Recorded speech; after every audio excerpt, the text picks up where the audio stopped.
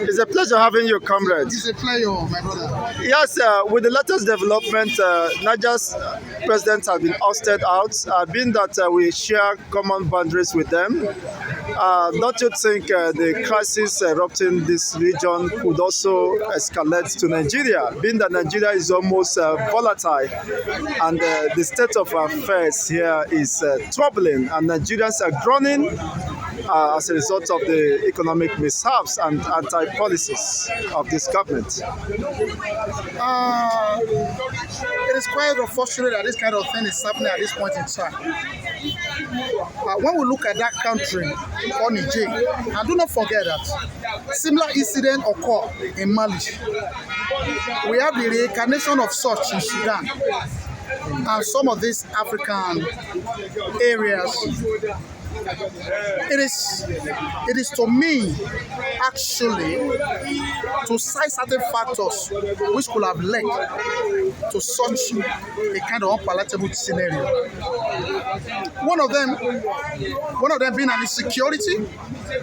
When I say insecurity, I'm not talking about terrorism. No, insecurity on the part of the town in terms of food, insecurity in terms of their welfare, insecurity in terms of any of the other things you can call it.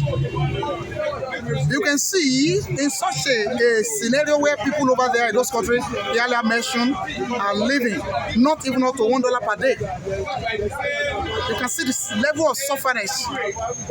Those people supposed to be enjoying sovereignty, those people supposed to be enjoying the dividend of democracy. You understand? Instead, what they enjoy is a mere sufferness. This is obvious to say that even the countries, the bigger countries like us, Nigeria, equally have its own internal problems. They are not settled his own case. We have a similar incident. If things here in Nigeria have been very, very stable, there's nothing bad in Nigeria trying as much as possible to look at them as brothers and looking at us as big brothers. We could make it happen there. Yes, they could make it happen better for them. It doesn't matter, and as we say, nobody's outline of his own. In the Nigerian sense, over the years, so we've equally had it when we have it so rough. There are some other countries of the world, in Europe, in the Westerns, who have equally come. Nigeria has not been in a shortage of facilities in doing this in the past. They've done it in Sierra Leone, they've done it in Liberia, they did this in Gambia, in Cote d'Ivoire, even in Burkina Faso. Even in Mali and the Niger we are talking about, it's sad. But for the fact that things has gone so worse, it has gone to the extent that it's coming to this scenario. Myself, it saddened me generally, or personally, that this is a kind of a country in which democracy has just been restored after so many years. It's been ruled by a person. They sort of have just less than 2 years. They have just a pattern of exchange into this democratic dispensation they were, and this is happening. It is impossible. One of the chief causes is that there must be some causes, some problems internally in which those at the end of the affairs of that country are not addressing, and that's why I say I am saddened. I don't look at it as a military situation or military incursion should be the solution. But that's not what people felt there, that it is what they have on the short run. But I think in terms of international diplomacy, if you look at it, you know that through Kamala Harris, US the vice president, I think the US president, I thought Joe Biden, have used the vice president to be talking, even blinking. The chief of defense, the defense minister, the foreign minister. I learned a lot of stories this year. They have been contacting our president, Bola Ahmed Tinubu, that what's the situation, and he has been given the mandate to try and restore peace to another in that country, and that's what made him to allow to send the Beninese president to go and represent him over there. And they have been in contact with the coup plotter, the coupists, those who plan the coup, the chief coup, to see that the Bazoum, their president, is in good conditions. Remember, he's been held hostage by the presidential brigade guide, under in which one of them happened to be one of the coupists. You understand what I'm saying? So I feel that the the problem, it portends danger to Nigeria as a big brother and as a giant of Africa. If such a situation escalates, you must see the influx of even the criminals. Not only the criminal, the innocent citizen as well. You understand? And some other people might see use other guys, terrorism to cross our border and come into the country if peace is not restored into that country all time. So to me, it portends danger for Nigeria if they don't come up. So when those people say that we have not seen to our own situation in the country, that our president is going there, I see this, if he doesn't do that, I see as a diplomatic blunder, which will not be all go well for the country. Yeah, one of the reasons they cited is that due to the hardship, economic hardship mishaps, and the irresponsibility on the part of the political elite in Niger State or in Niger for over the citizens. Just as what Nigerians are expecting, there's nothing different. Unfortunately, it escalated to that point. Don't you think it's justifiable if a democratic setting or government could not cater for the welfare of our citizenry?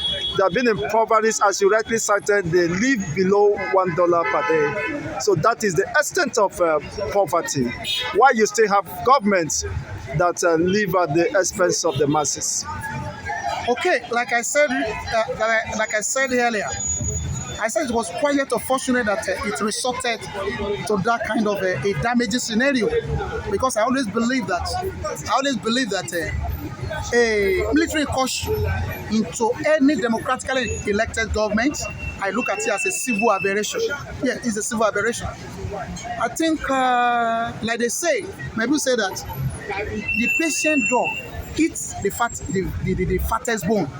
Maybe that must have been what the people are after waiting for so many years for the bone for this defunct government. No, that's what I'm saying. Okay. Don't try to hear me out. Okay. After waiting, and now they don't have the democracy they've been looking for.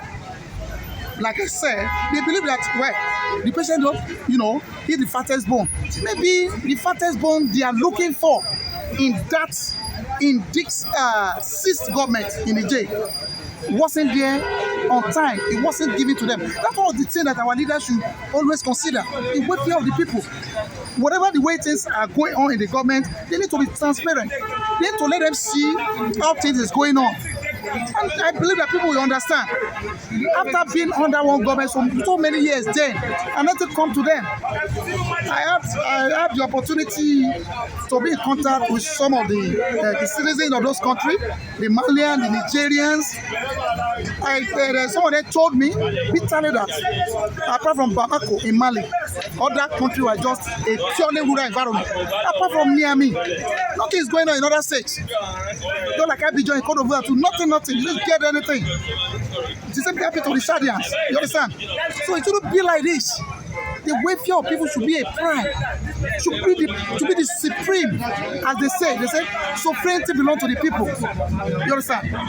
To me personally, I believe that there's nothing that's not possible. But in case of coup happening in Nigeria, I think Nigerian democracy has come to stay. Yes, Nigerian democracy has come to stay. I think it's by now, as at this point in time, Nigeria should not be talking about any coup. You don't be talking about they will resort, other prayer group will resort in another form to go, to take on government. Yes, there are many other ways to the prayer to take on government. Because the democracy in Nigeria is more solidified compared to those countries we just mentioned. And they look at us as a role model. They look at us as a pace setters. You understand? Because why I say that the issue of coup, to me, in the Nigeria today, we are saying it's not going to be popular, is that we know, the citizens know the danger it portends. And even the couplets themselves know it will never see the light of the day. Possibly or perhaps that might not be the reason. Because Nigeria have so many other things in the arsenal to take on government. Yes. If they want to restore, they want to get their welfare, they want to get their refinity aside a coup, which I as a person, like any other other person, will accept it as an aberration of civil order. Yes. And you think that would not be possible considering the state of affairs, the state of the nation people are even living far below poverty line in Nigeria, a country where over 133 millions are described to be multidimensionally poor. Don't you think poverty can drive them into such state of anarchy to push against the government that have brought unbearable hardship on them? Yeah, I and you are still saying the same thing. We are still saying the same thing.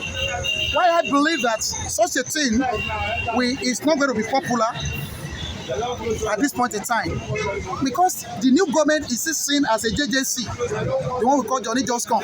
You understand?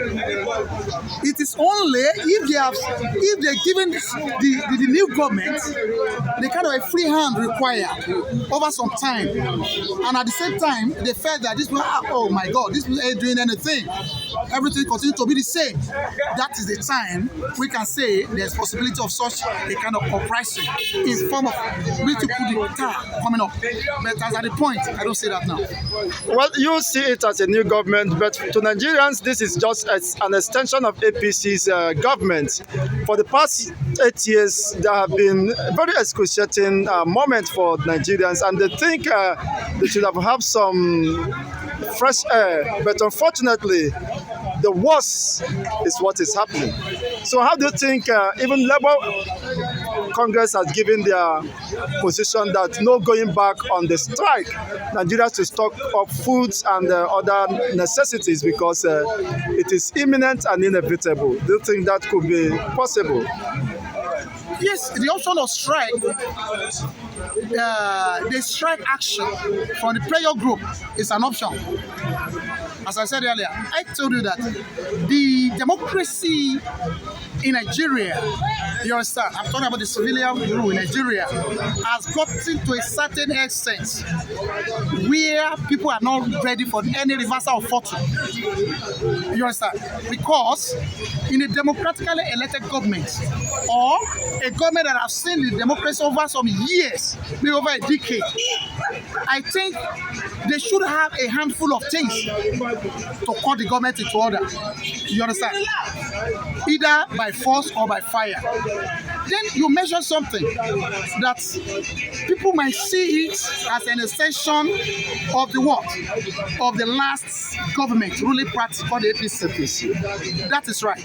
But with my observation, with my data, information I gathered over the years, over some time now, I realized that despite the fact that it is seen by some people as an extension of APC government, the large chunk of a particular ethnic group see it as a mere extension. You understand now? They see it as a mere extension, and I say they're not an extension. If we're looking at it as all wine in a new bottle, then some larger chunk of the public never see it like that. They never see it that way. How? Even it's the same party. When you look at it very well, you will know a lot of things came up before the primary election. You understand? Even to those people who doesn't believe in the person there, some of them understood that even the person who is presently there wasn't the right-hand man in which the ex-president of that ruling party wanted to use. It shows you that these people also have a kind of something called in-house fight, in-house problem, which I as a person can link it to an in-house coup, an internal coup. You understand? This internal coup over time, remember, it was a major party. You understand what I'm saying? It was a broker party. Exactly. Even though they are trying to let us look at it to be a kind of a mass party. You understand? APC is a broker party where you also a lot of other parties come together to evolve. Are you with me now? Exactly. And over time, a lot of things have even equally evolved. That's why you have several factions. Up to the last minute at Eagle Square at Abuja, the president Bola Ahmed Tinubu wasn't the right-hand man of the ex-president Muhammadu Buhari, and of course the party chairman and all the party lescos. You understand? So to me, I don't look at it as one wine in a new bottle. I look at it as a new wine in a new bottle, and other larger population and advocates and equally the person who believes, who are also the supporter of the president, they don't look at it that way. There's a continuation. So there are a lot of other factors that I consider will never lead to what I call a kind of a military coup. At least for now. At least on the short time. On the long run, well, as we say, a man proposes, God disposes. Thank you so much. A man proposes, God disposes. It's been a wonderful time having you here, comrade. Thank you for your submission. It's a pleasure. And wonderful moments here in Conweb TV. Yes, you are welcome.